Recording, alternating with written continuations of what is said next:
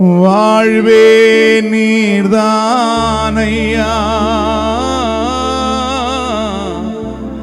என் வாழ்வே நீர்தானையா. நான் ஒண்ணு சொல்றேன், இந்த உலகத்தில் மனுஷன் யாரும் வாழ்வை கொடுக்க முடியாது. பொதுவா நிறைய பேர் சொல்லுவாங்க, எனக்கு ஒரு லைஃப் பார்ட்னர் கிடைக்கணும். கணவன் லைஃப் பார்ட்னர் கிடையாது, மனைவி லைஃப் பார்ட்னர் கிடையாது. கர்த்தர் கொடுக்கிற ஈவு தான் எல்லாம் பாதியில வந்தவங்க தான். ஆமென். மனைவி எப்போ வந்தாங்க? பாதியில வந்தாங்க. பிள்ளைங்க எப்போ வந்தாங்க? பாதியில வந்தாங்க. கணவன் எப்போ வந்தாங்க? அப்பா அப்பா எப்போ வந்தாங்க? பாதியில வந்து எல்லாமே பாதியில வந்தவங்க. ஆனா இயேசு ஒருவர் மாத்திரம் தான் ஆதியிலிருந்து அனாதி தேவனாய் உலகம் தோன்றுவதற்கு முன்பதாகவே உன்னை முன்குறித்தவர். ஆமென் சொல்லுங்களேன். ஹல்லேலூயா. அவர் உன்னை குறித்து அறிந்திருக்கிறவர். அவர் தான் நமக்கு லைஃப் பார்ட்னர். சொல்லுங்க. அவர் இம்மைக்கு மாத்திரமல்ல, உன்னை பரலோகத்தில் கொண்டு போய் சேர்த்து நித்தியமா உன்னை வாழ வைக்க போகிற நல்ல தெய்வம். கரங்களை தட்டி சொல்வோம், வாழ்வே நீர்தானையா, வாழ்வே நீர்தானையா. கையை தட்டி பாடுவோம், வாழ்வே நீர்தானையா, வாழ்வே நீர்தானையா. என் இயேசுவே என் ஜீவனே, ஜீவனின் பலனும் மாணவர், என் வாழ்க்கையில் ஒளி விளக்கே நீர் போதுமே என் வாழ்விலே. வாழ்வே நீர்தானையா, என் வாழ்வே நீர்தானையா. எத்தனை பேர் சொல்ல முடியும்? வாழ்வே நீர்தானையா, என் வாழ்வே நீர்தானையா, வாழ்வே நீர்தானையா, என் வாழ்வே நீர்தானையா, வாழ்வே நீர்தானையா, என் வாழ்வே நீர்தானையா,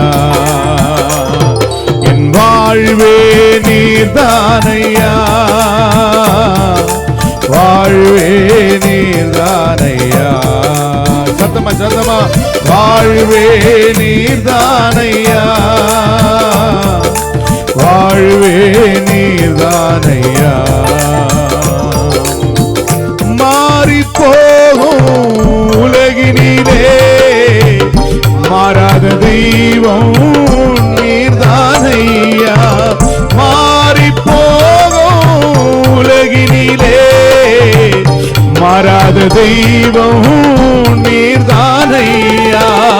கிருபையின் மேலே கிருபையை தந்து, கிருபையின் மேலே கிருபையை தந்து நிர்மூலமாகாமல் காத்தீரையா, நிர்மூலமாகாமல் காத்தீரையா.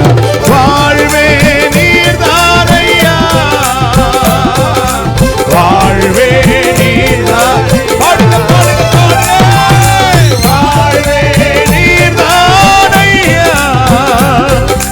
வாழ்வே நீர்தானையா, வாழ்வே நீர்தானையா, வாழ்வே நீர்தானையா.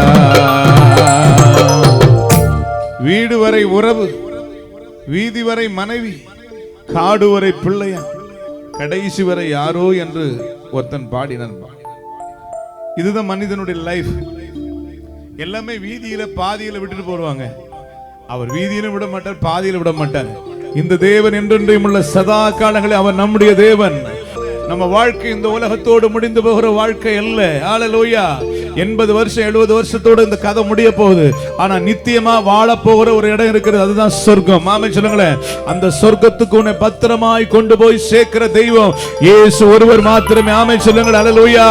இது உங்க வீடு அல்ல, பரலோகம் தான் நமக்கு நித்திய வீடு. அதற்காக தான் இவ்வளவு போராட்டம், அதற்காக தான் இவ்வளவு பிரயாசம், அதற்காக தான் இவ்வளவு பெரிய கூட்டங்கள். ஆமென். நாம் எப்படி ஆகிலும் சொர்க்கத்திற்கு போக வேண்டும்.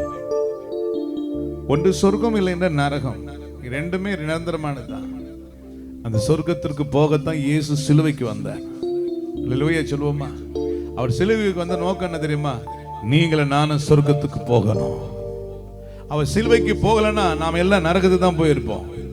அந்த சிலுவையில என்ன செஞ்சா தெரியுமா? கடைசி சொட்டு ரத்தத்தையும் நமக்காக சிந்தினார். அல்லேலூயா.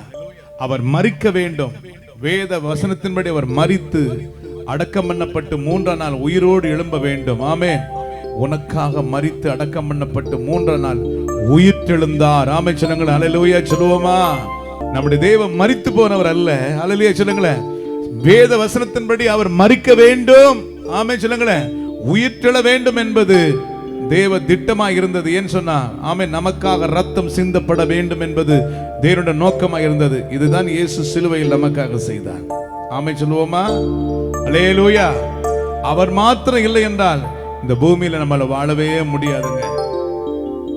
நீர் மாத்திரம் இல்லை என்றால் மனிதர்கள் உயிரோடு விழுங்கிருப்பார்கள். நீர் மாத்திரம் இல்லை என்றால் மனிதர்கள் உயிரோடு விழுங்கிருப்பார்கள். நிற்பதுமே நிலைப்பதுமே, நிற்பதுமே நிலைப்பதுமே கிருபையினால் தான் வாழ்கின்றீரே, கிருபையினால் தான் வாழ்கின்றேன். வாழ்வே நீர்தானையா. எத்தனை பேர் சொல்ல முடியும்? வாழ்வே நீர்தானையா, வாழ்வே நீர்தானையா, என் வாழ்வே நீர்தான். எத்தனை பேர் சொல்ல முடியும்? You are my life, Jesus. வாழ்வே நீர்தானையா, என் வாழ்வே நீர்தானையா, வாழ்வே நீர்தானையா, வாழ்வே நீர்தானையா.